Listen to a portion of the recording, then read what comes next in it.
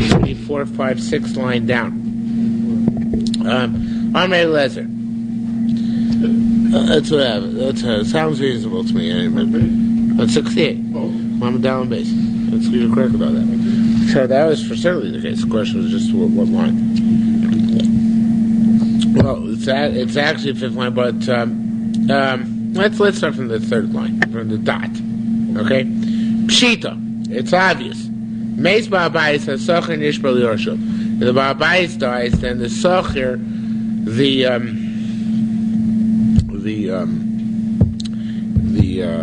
this ba'abayis, of course, the employer. So the socher, the employee, takes an oath to his heirs. Afilu meis hasocher, even if the employee dies, so he's no longer around to demand his salary. Yorshav, his heirs, Nishbarim Yorshav Ba'abayis, his heirs take an oath to the heirs of the Ba'abayis. Says Mara, why? I mean, why is that the case? Says Mara, Klum tiknu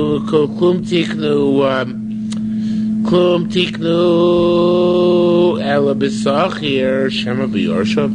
What was there a takana that there's a takana the employee can make the oath? Can his Yerushalmi take the oath? Now the one doesn't answer. The truth is they can. The halacha is that they can. The heirs of the Ba'abayis, the employee take the oath to the heirs of the heirs of the Ba'abayis take the oath to the. Let's try one more time. The heirs of the Ba'abayis, the employee take the heirs to the oath to take the oath to the heirs of the Ba'abayis. Listen, a very interesting halacha. It should be Kshesachro. I'm going to fix like the Gil and Ephraim on the bottom. Kshesachro, where this is all talking about. We hired an employee, shalobed, without witnesses, right? Why? Because then, Yachil L'meimar Le. I'm sorry. Kshesachro shalobed, when you apply it, scratch what I just said. I don't know. Just read the same way I tried to say it wrong. Shesachro shalobed, when there's no testimony that the contract took place, then the employer could say, I paid you. Why can he say that? Because he has a what? Migo, since he could have said, I never hired you, he's believed to say, I paid you. Makes sense, right? Not according to the Yerushalmi. No, but not for the reason you're thinking. Says now let's cut out the next line. We'll come back to it in a moment. Let's skip to the last two words of the next line. First, I want to explain it. Since you could say I didn't hire you, you could say to him, I hired you, but I paid you already. That's the Miko, right? Now, cutting and pasting the line I took out before, and it should accept it. Change the second word from Yochanan to Yudan, because it's Rabbi Yehuda. Rabbi Yudan ein oimer b'mamon me'achar. Rabbi Yehudan's famous Yerushalmi principle, famous only in Masechet Shavuos, but famous in Masechet Shavuos. We don't say migo by money, meaning that even though the employer has a migo does not apply to monetary claims. This is the ultimate bottom line. Well, yeah, but it's by money. It's both people bottom line. I'm not sure which. Each person's bottom line suffers. That's why there's no kula. We never say by dinim momentous you go to kula, because there's no such as a kula. Or if there's a kula for one, it's a chumrah for the other. So, what you mean to say a Muslim chaver lava raya is a corollary of the Spindel principle, but it's not precisely the same thing, right? Because somebody's bottom line will suffer. Yeah. Does the contract agree with this? Good statement. Bobby says, of course, we say by money, Migo. Yeah, especially lachzik. Edom mi Migo lahotzi. The Bali holds Edom mi Migo lahotzi. Even that's in machlokas.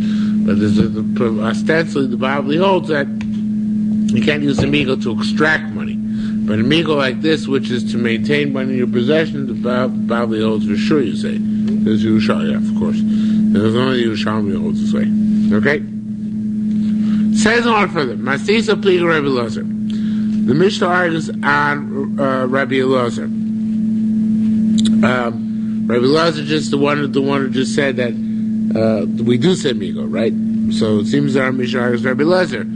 It says that we do not some Migel. What does it say? It says, Ba'amed Vorim Urim. When is it true that you take a Shavuos?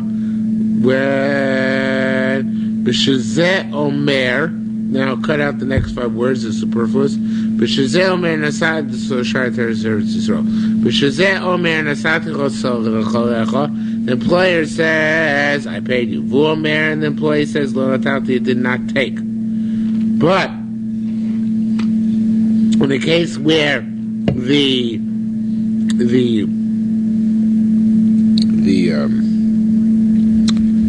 employee says, Schartani, you hired me. V'omer, the employer says, Lo Scharticha, I didn't employ you.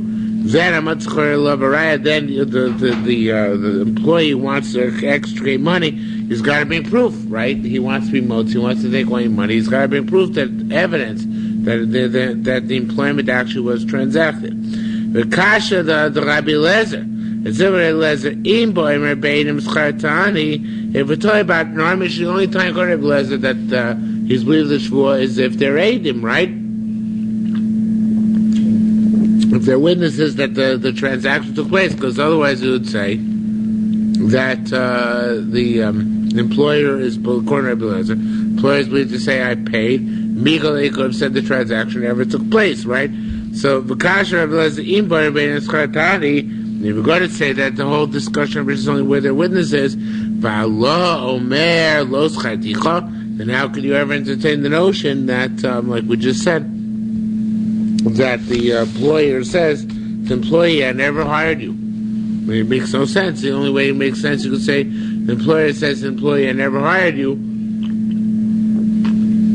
if there are no witnesses to the employment. Yet Rabbi Lezer is saying the only time in our Mishnah there is a Shavuos if there are witnesses to the employment. So it's an inherent contradiction between Rabbi Lezer and our Mishnah. Our Mishnah says would seem to say there's Shavuos even if there is employment. Rabbi Lezer says there's only a Shavuos if there's a Shavuos. Our Mishnah Rabbanan seem to say there's only a Shavuos. There is only a Shavuos if there was edus to the actual employment. As Rabbi Lezer says the exact opposite. There's only a Shavuos if there's no edus to the employment. There's no Shavuos whatsoever. Shavuos is not believed. So anyway, it's a contradiction in our Mishnah Rabbi Lezer. It says in Rabbi Kartigna, I bought from Kartigna said, boy, you asked a question actually. Yom Echad mi v'nasatilcha. The employer said, I hired you for 1 day. You were a day wage. You were a day worker by me, and I paid you. The Va'alo Mer and the employee says, Shnei yamim asisim, I worked for you 2 days. V'lo nasafli chlum, he didn't give me anything. It's partial, it's simple. Yom Rishon, the first day, no till it should be koit Shar Yisrael, and then the Imri Baruch and those. No till b'Shvuah. The first day you collect with the Shavuos. Why dafka with the Shavuos?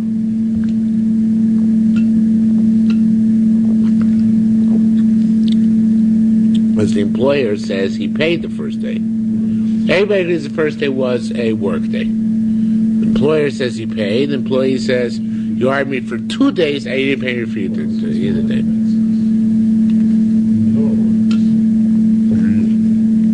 He denies everything. He denies he owes anything now. That's called motive mikzah. That's not called motive mikzah. That's where you concede you're still liable to something. Not to concede to something historical, but that right now you're still liable. This is not motive mikzah. So therefore, everyone agrees the first day, if it was motive mikzah, then the employer would have to take the Shavuos. Because the motive mikzah employer takes the Shavuos. So there's not motive mikzah. It's takana the Rabbanan that the employee makes the Shavuos. And he wins for that first day. Shniya, the machlokas, the tifluk the Rabbi Yochanan Rabbi Lezer. The second day is machlokas Rabbi Yochanan Rabbi Lezer. Now the machlokas is not brought down here. And the Shar Yisrael actually changes the girsa to Rabbi Yochanan and Rabbi Chia, and he brings out a nice machlokas in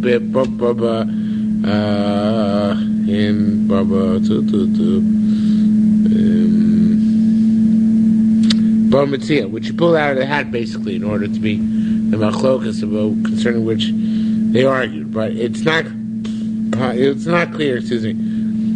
It's not clear what the machlokas between Rabbi Yochanan, whether there is another machlokas between Rabbi Yochanan and Elazar elsewhere Chas referring to, or the Yerushalmi is just giving him the Sora. Rabbi Yochanan and Elazar had this machlokas about the second day. We don't know what it means. I mean, at least I don't know what it means. Do you understand what I'm trying to say? It's a technical point, really.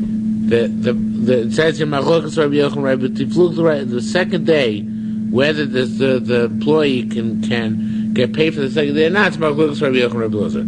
So normally you would expect Dharma Rabbi Yochanan and Dharma Rabbi Elazar, but it doesn't appear here in machlokas Rabbi Yochanan, Rabbi Elazar. So the question is there some independent machlokas somewhere which is being reflected by this line?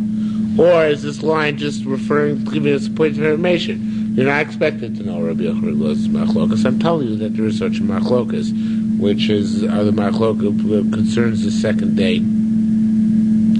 day's payment. Okay, be that as it may. So similar case, almost identical. A guy says, we agreed that I'm going to pay you $1 a day, right, or $1 an hour, whatever it is. But it's not and I gave you or paid you already. But the other guy says, no, Shnei Slim Pasakli, but you agreed to pay me $2 a day. Well, it's not klum, and you didn't give me anything yet. So Pshit, that's obvious salary short, the first dollar, Noitel should be again b'shvua. It was the base salary takes a shvua, because the employee has credibility on the rental and the base salary. Shnia, the second one, Tapalam and Hevrab, also this is the fluke to the Rabbi Yochanan, Rabbi Elazar, Rabbi Yochanan, Rabbi Elazar, and the character, so change it to Rabbi Yochanan and Rabbi Chia Rabba. Ravuna says, Im b'shenishba hevi edim. If you have interesting case, you have a shomer, and he took a shvusa bikara that he didn't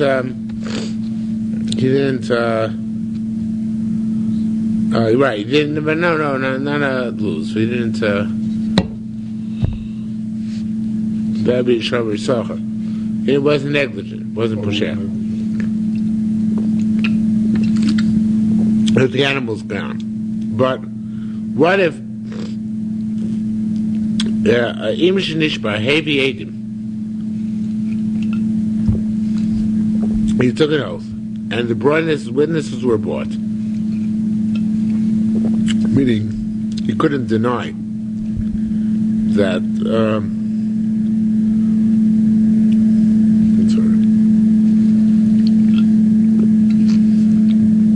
He couldn't deny that it never took place, because he obviously conceded. I'm not sure why Edom are necessary at this discussion here. Now let's see it again.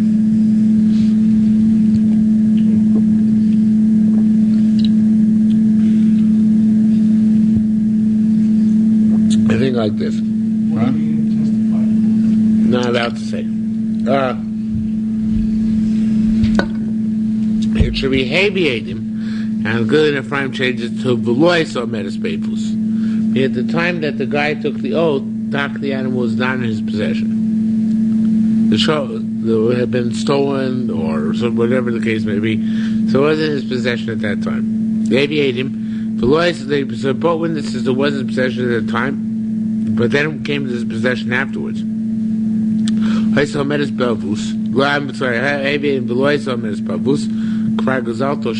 Fascinating thing. You're right, considered to have stolen legitimately the animal by taking the oath. Meaning at the time the shomer takes the oath, the animal becomes his.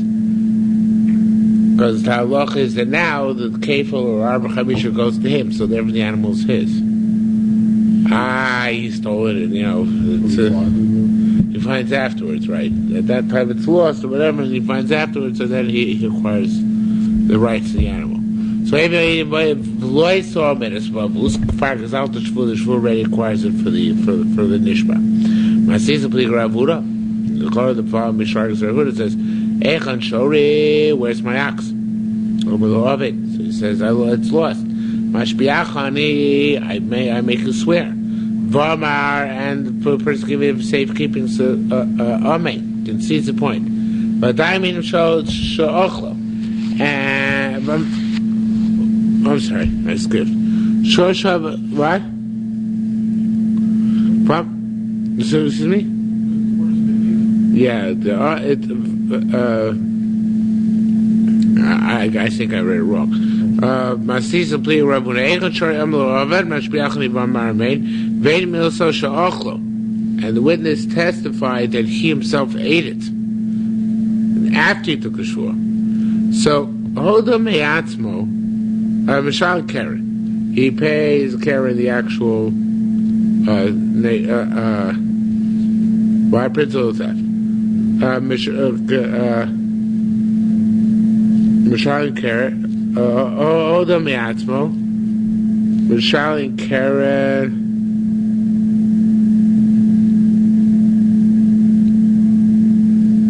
maybe it might have been Knas's part too.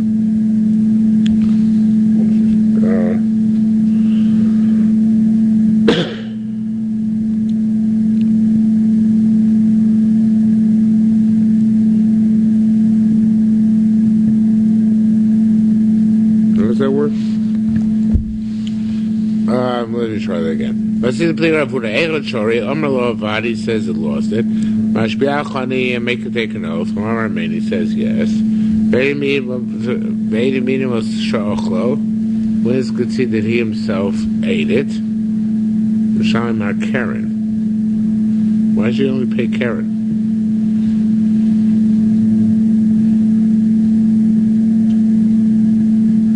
Is that halacha? Doesn't sound right. Because it might have been Knas's potter. But that's not the case.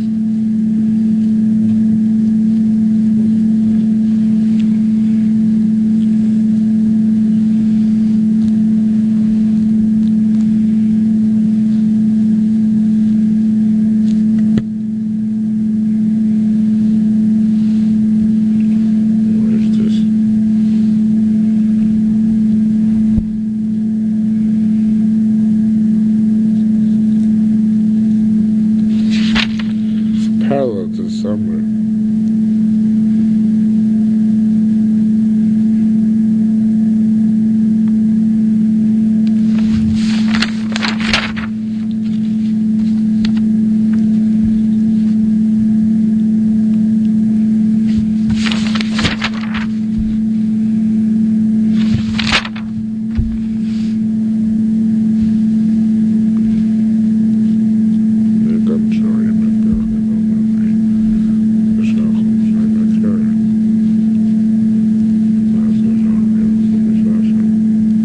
Oh!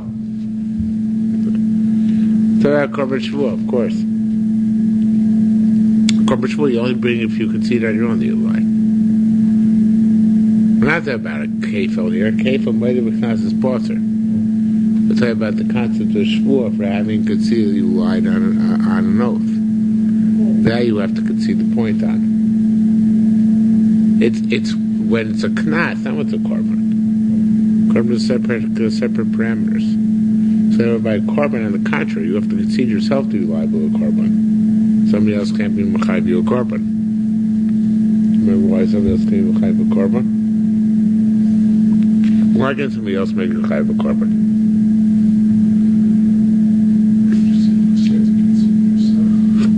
Why?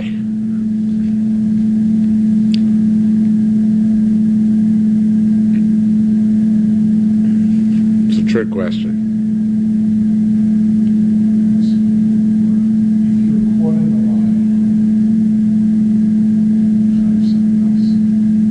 You have amigo. You could have said, I'm amazed. Somebody else says you're liable to, I don't know, it's not really amigo, but somebody else says you transgress an aver, you only bring a korban when you do shogeg, right? If you do amazing, don't bring it. So you just say, I committed amazing, so you have to bring it as a korban. So you're only bringing a korban, you could see yourself that you did evil. It's like a form of tshuva. Okay? So that's what it says here.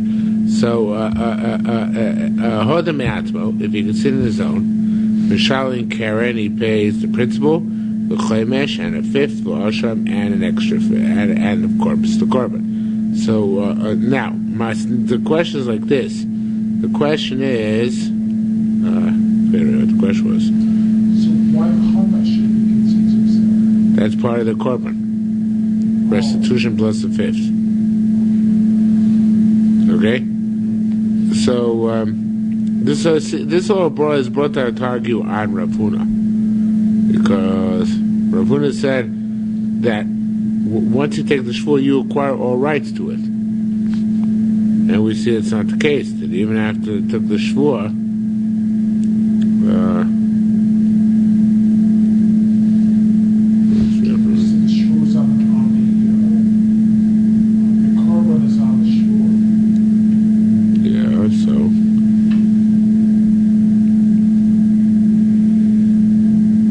what's the proof? Now I'm confused. So he's giving the korban for his false oath. Right. The cow still is. Well, how do you know? It's seen that he made a false oath, and he's making the korban on the keep the cow. Who keeps the cow?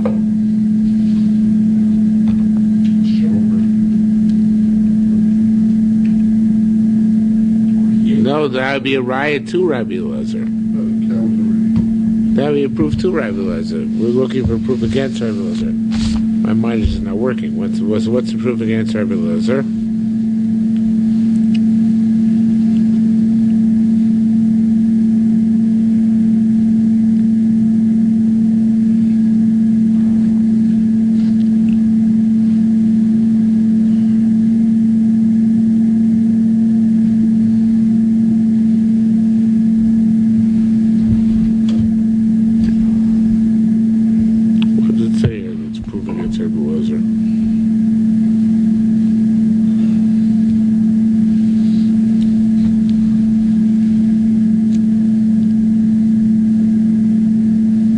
Well, the Pnei Moshe says in the fifth wide line, the fourth wide line of the Pnei Moshe. Masisa Pli Ravuna Diktani Beperik will come on. It says there on the letter Perik.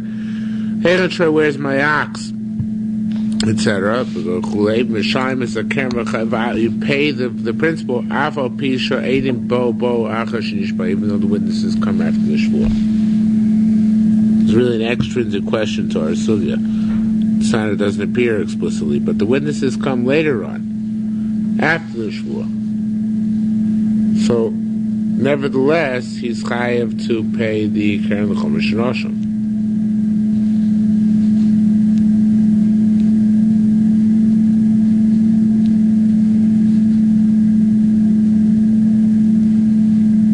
So to the proof is.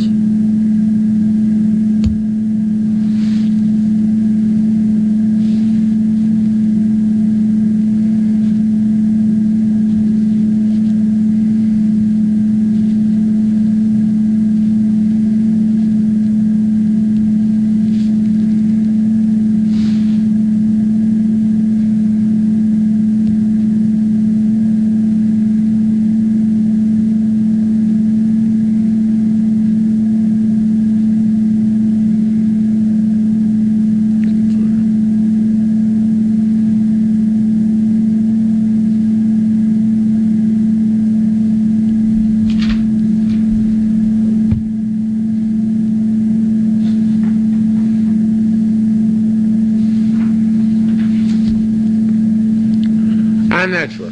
I really don't understand. But what the Pnei Moshe say, I mean, I understand Pnei Moshe. I just don't understand what Pnei Moshe means. He says that if you are still paying Keren V'Chomesh V'Asham,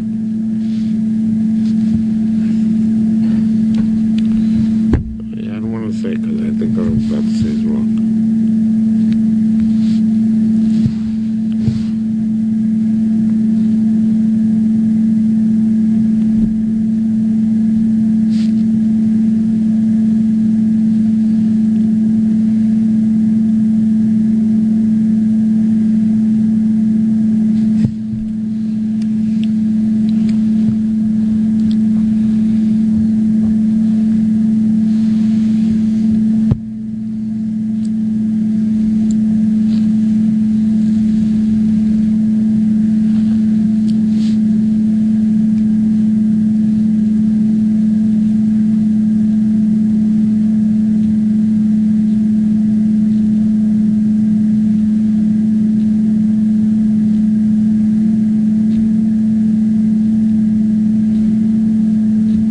don't know.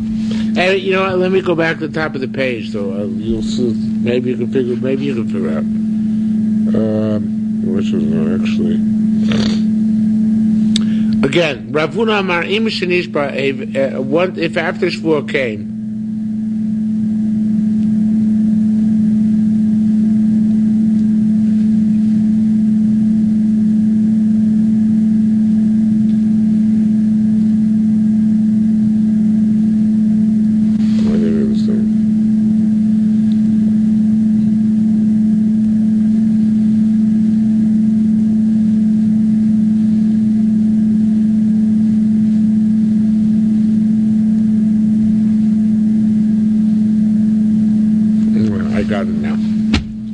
Okay, I got it. I'm going to take it from the top again. Rav Huna Amar Im Shenishba. Look, if when the guy took the shvuah, heavy Eidim, he brought Eidim, right? V'lo saw meres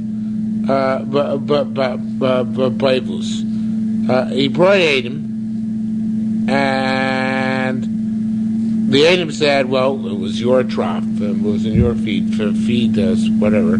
By your feeder, but it turned out afterwards that at the exact time it took the shvuah, wasn't by the feeder. It was gone. It was taka legitimately lost at that time.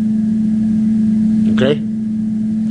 So, heavy b'shoyso menes again, heavy v'loyso menes bobus.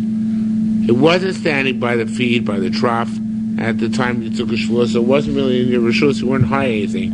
Kfar Gazal the Shvuah became yours by via the Shvuah. Now, Mastisa plead, Rav Huna Far Mishar, Rav Huna doesn't draw distinctions. Echon Shori, you ask, where's my ox? I'm already so as it gets lost.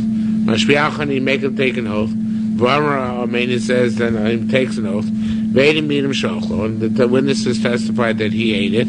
Then Mishalim Keren, he pays his Keren. Hoda me atzmo, if you could see it on this point, on his own initiative, Mishalim Keren v'chaymesh v'asham. He pays the principal plus a fifth plus brings an asham. How come? Why should it be? Why should you have to pay so much?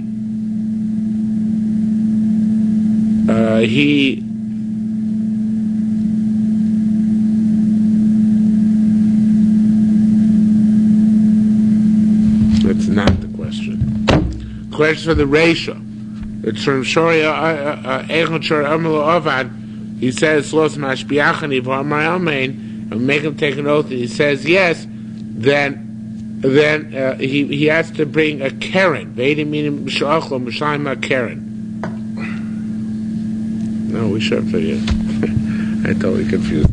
I'm just confusing you guys. It's not fair.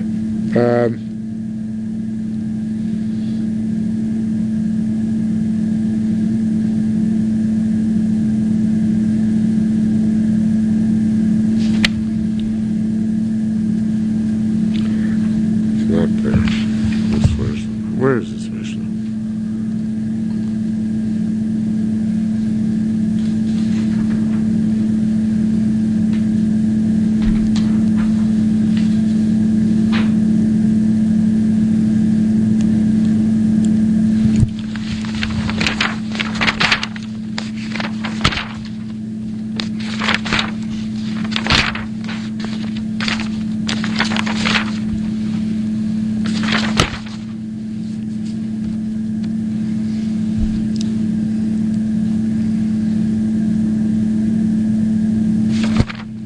It must be something quite obvious, and I'm just blanking out. 1 minute.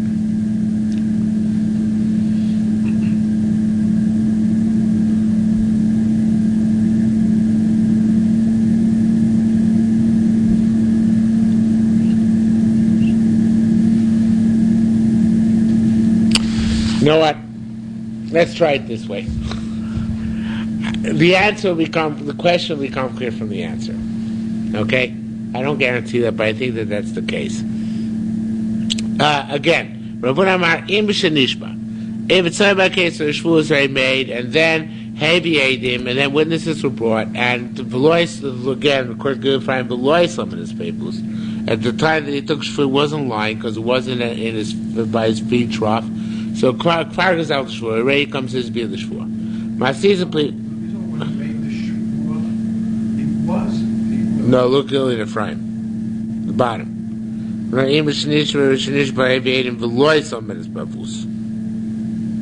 You see that? You don't have a good in front of first line. What some missiles?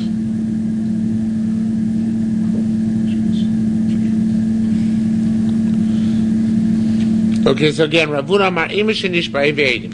V'loisa Omedes Bavus. Pragzal Tashvur. Mashbir Masisa Pli Ravuna. Svishar is Ravuna. It says, Eichon Shar, where's my ox? I'm Loava. So it says, Thlos Mashiachani. Tells him to take an oath. V'amarain, it says, yes. V'edim Edim Meshachlo, then the witnesses testify the Edim, Mishlam Karen.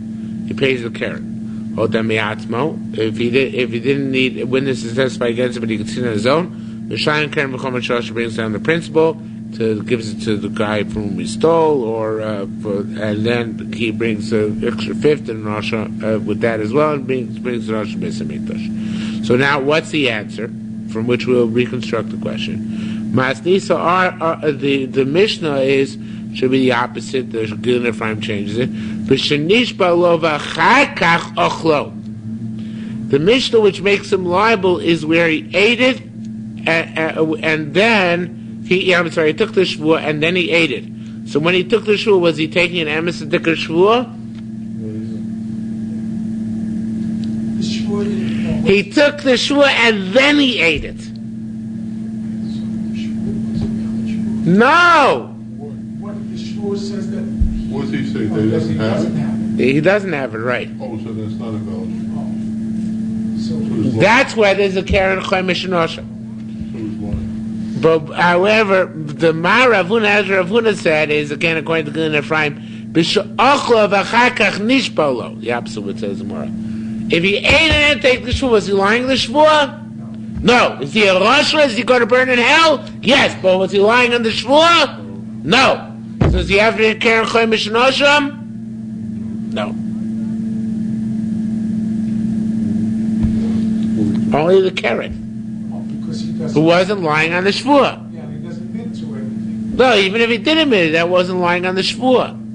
That was the Kash Ravuna. The Kash Ravuna said, Ravuna said, if at the time he took shvuah wasn't lying, even though, because it wasn't at the trough at that moment, it wasn't in his stalls.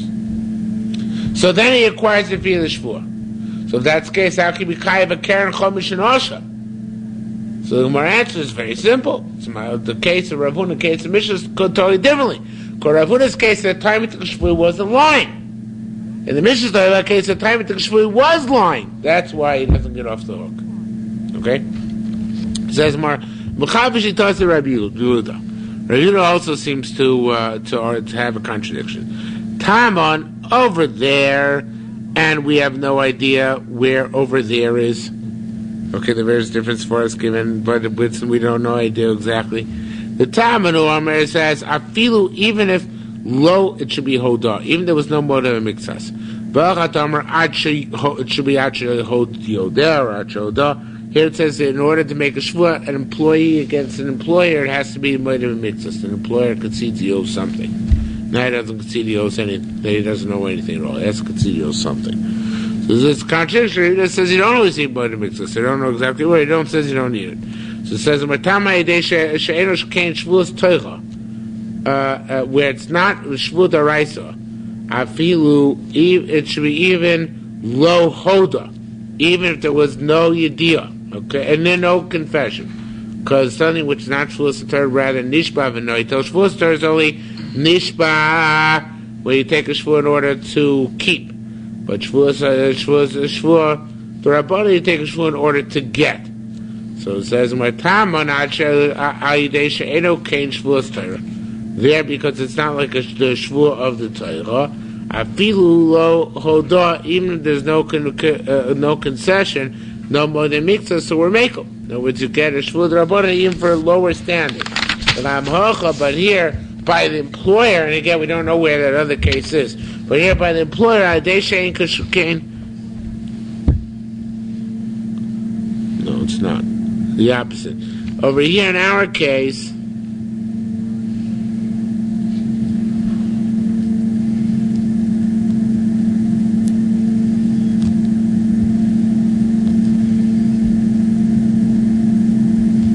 is not a Shavuos Torah. I'm not getting up against a brick wall tonight. Here it says you got to be worried about it's not a Shavuos Torah over here.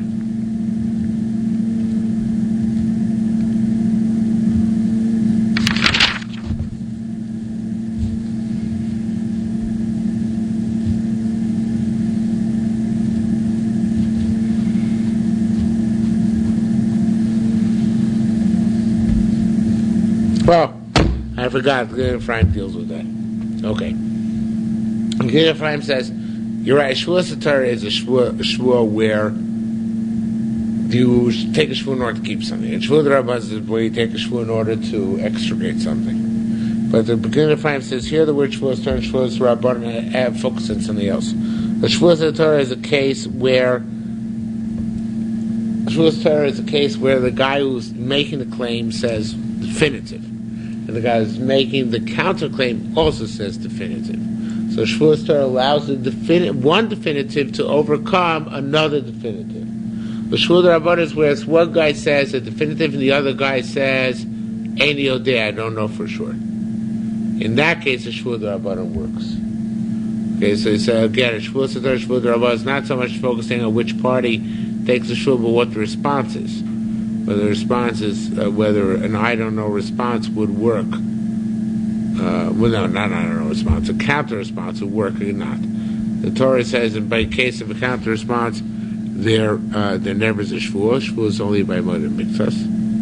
The Rabbanan say there's only a shvuah, but there's even a shvuah where there is no.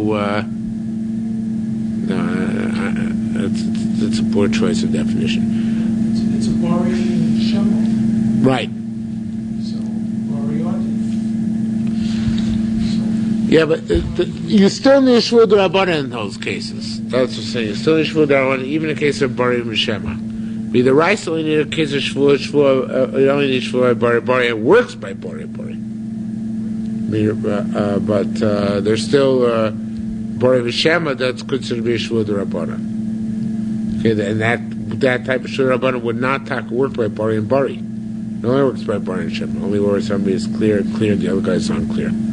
So again, Tam and Aideshu Sheda Kain Shavuos Torah. I feel where it's not a case to extricate from somebody who knows those quote unquote knows definitively. So even a Shavuos D'Rabbanan, but the Shavuos D'Rabbanan works. Ram Hacha, but turn the page again. Aideshu Kain Shavuos Torah, because here we're talking about a case where the other guy, the employer says he definitely paid already. So it should be they only made a takon when the employer confessed partially to obligation, because then it becomes moedim and mixas a little bit. Did I make that clear at all? Okay. It's been a rough couple of days. I'm sorry. The Gilad Ephraim saying which Shavuos Torah, Shavuos Rabbanan are here defined not by the classic terminology. The classic terminology of Shavuos Torah is where you extricate. Shavuos Rabbanan is where you get. Classic Shavuos Torah is where you get to keep. The classic Shavuos Rabbanan is where you extricate. Right here, case of an employee, it's a Shavuot to extricate, so it's definitely Shavuot Rabbanan. But classic Shavuot D'Oraisa is where you can overcome even a definitive taina. A classic Shavuot D'Oraisa is where you can overcome a definitive taina. A Shavuot D'Rabbanan is where you can only overcome a questionable taina. Okay, you can only become a Shema, not a Bari. So here it says, Bramhocha Ideshu Kain Shavuos Torah. Here, it's similar to Shavuos Torah because the employer says, I pay. So therefore, the takana was made since it's like a shvuah d'oraisa that there only is a shvuah in the case where he's moed mikvas, which is moed to part of the wages, not moed to all the wages. Otherwise, it's not to talk about it. But it's moed to part of the wages. So only in that case is there a shvuah. Okay, why? Because we need since it's a case where the storekeeper or the employer is a bachi, so shvur really should only shvur the rights of shvur, not shvur the rabbanan. The only way we can make it work is if there's an opening to make the shvur stronger. How would the shvur be made stronger?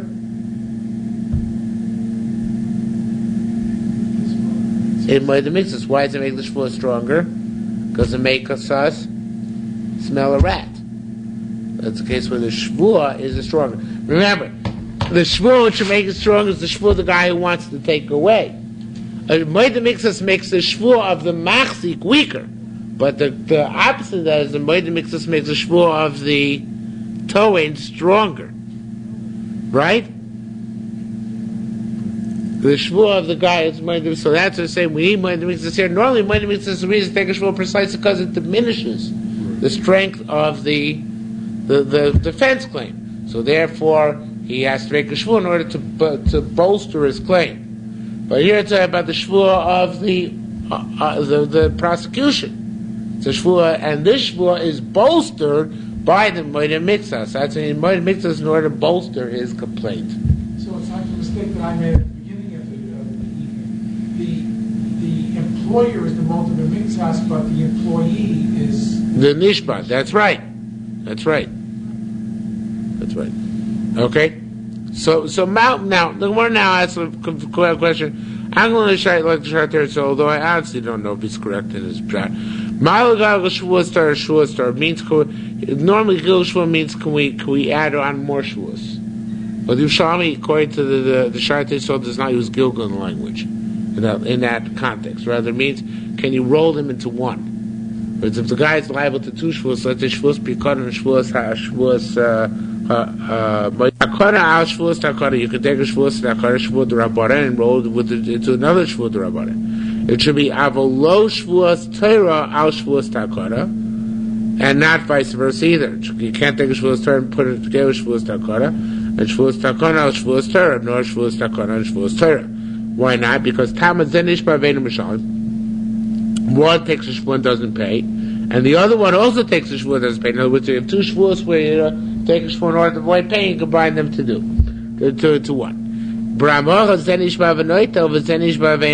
vice versa. You have two shvuahs which people are taking, they can also combine. But where one shvuah is for a guy who's taking, the other shvuah is a guy who's defending himself, then the shvuahs cannot be combined. Okay, or the two types of shvuah, those type I should say.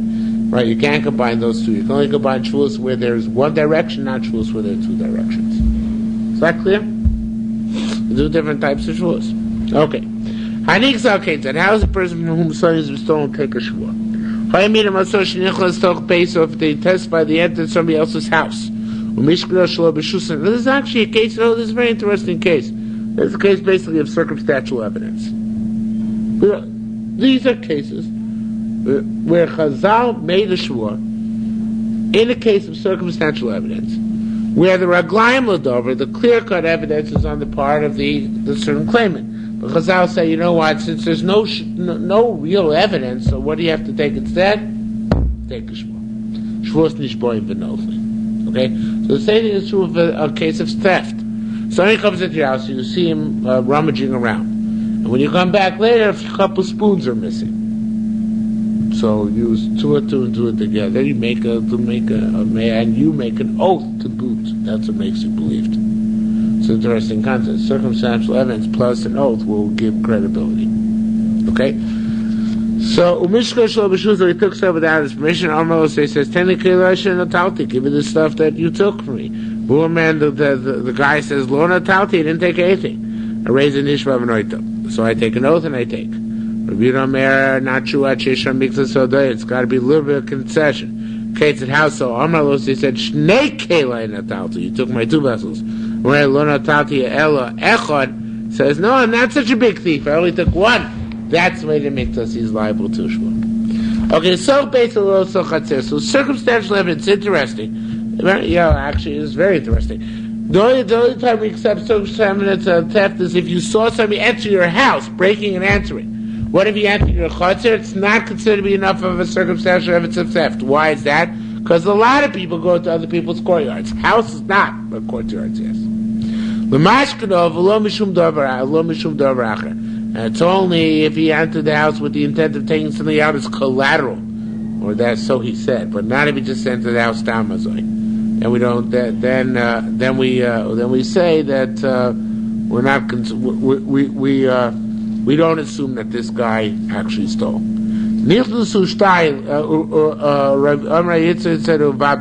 So has to do with testimony of witnesses that they went in and they saw him taking out stuff under his shirts. In other words, otherwise you can't assume that he's a goblin. They have to see something suspicious. Says the Gemara, what about what if two guys went in? Do we suspect both of thievery? So it says the Gemara, it says like this: let's say the guy got beat up by two other guys. And we don't know who beat him up, but when he came out with this brawl from two people, it's pretty badly cut up. So it says so we say we require both of them to pay for the damages, even though we don't know which damage, who punched him in which place. We require both of them to pay. So it says what's the case over there? What did you see over there? B'sharosh nayin chovtim olav v'maklos. Says the Gemara, there it's different because there they actually saw the guy being hit with the sticks. Okay, so therefore we say that they both have to pay. But by us, we're still not sure about that concept. Because by us, we didn't see them actually thieving. We saw them going to the other guy's house. Might have even seen things bulging from underneath their jacket, but we still don't know. Maybe they took a taco of mashko. So we don't automatically require payment. Says the Gemara, if they saw a guy throwing pebbles, then he found vessels there, no below shvuah. Then he takes the shvuah. Why? Because then we say mistoma. It's much more direct inference, although I'm not 100% sure I understand why. But when a guy walks into your house, so you need much more of a higher level of questionability in order to make him pay. When you see, however, two guys, because somebody getting beat up from among two guys who are wielding clubs, or you see somebody tossing, a couple of guys tossing stones or pebbles and breaking caleb, so then you don't need a shvuah in order to prove that it's them, and you assume that they're liable for whatever damages was done. Okay? Ma'omi today meal top of Lamvav. Well, this is really not relevant to our study. It's just brought down here, schlepped in from Baba Kama. Can you claim exorbitant things? Okay, so which is very, very exaggerated, which has nothing to do with this individual. So how so? You have a Rabbi Yochanan. So it says, well, you know what? This is this should be proof of. This should be which say Rabbi Yochanan that some people are really closet Bill Gateses, and therefore they can tie into things which are above and beyond their station because they have a lot of money secret away.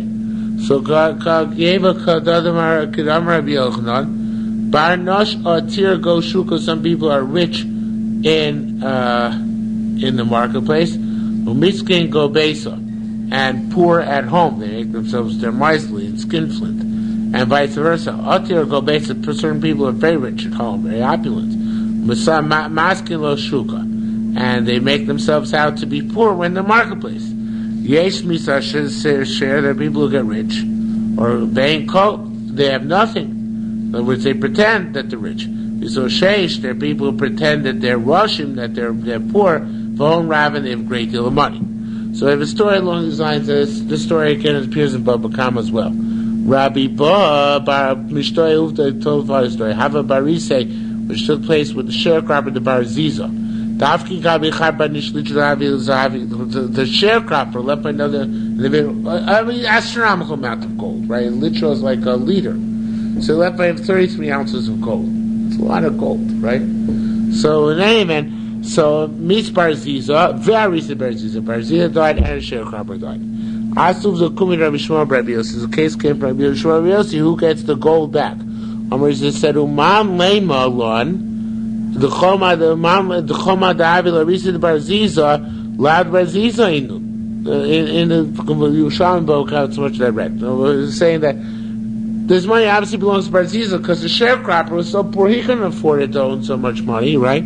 So you see, will be made by the Barziza. You should give the legacy to the children of Barziza. So it says the Gemara. Now I'm going to read to you the way it says in Shavuos, because it's better written there.